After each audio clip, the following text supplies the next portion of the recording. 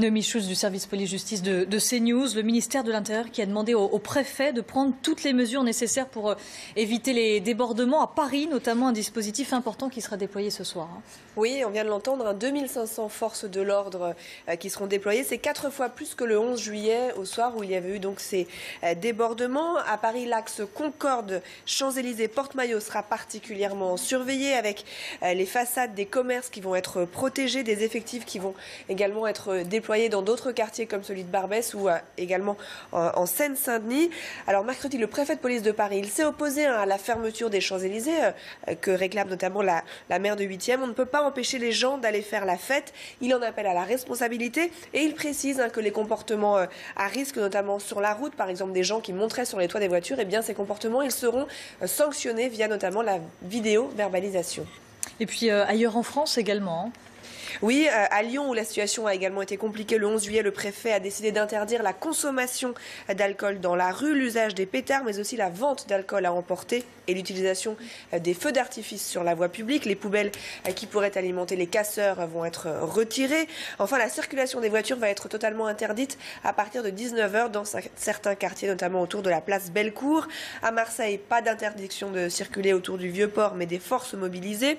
Et puis le préfet qui a pris des arrêtés interdisant la vente et l'usage de pétards et de feux d'artifice. Enfin, dans l'Ain, la préfecture interdit de se cacher le visage. Et à Montbéliard, un couvre-feu exceptionnel pour les mineurs de moins de 14 ans non accompagnés. Alors pourquoi pas de fan zone ? C'est une question, certains réclament la création de fan zones. À Paris ou à Marseille, les préfets ont fait savoir que ça n'était pas la solution pour éviter les débordements. Pourquoi ? Eh bien parce que les problèmes, explique-t-il, ils commencent une fois que le match est terminé après le coup de sifflet final, et les fan zones n'empêchent pas les célébrations sur la voie publique. Il y a une symbolique très forte, notamment à se rendre sur les Champs-Élysées en cas de victoire. Merci Noémie Schulz. C'est justement avec nous en plateau Sylvain Durand, secrétaire national d'Alternative Police CFDT en charge de l'Île-de-France. C'est votre syndicat qui en avait fait la demande. Vous le regrettez qu'il n'y ait pas de fan zone installée ce soir ?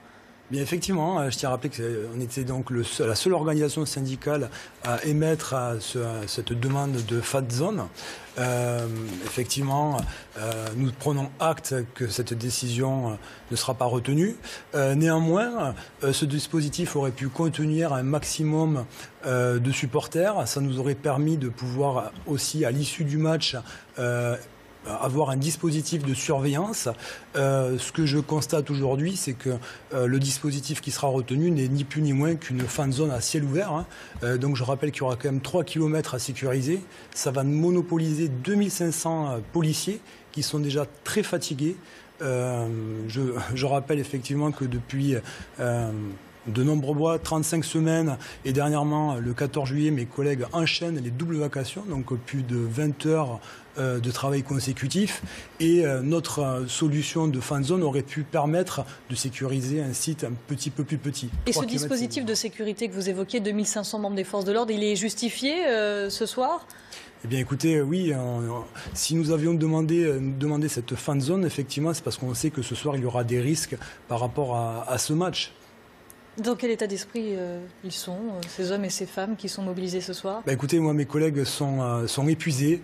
Je voudrais aussi ajouter que hier, on a appris que des médailles étaient décernées. Et encore une fois, c'est un scandale. Mes collègues ne sont même pas 5% à avoir ces médailles.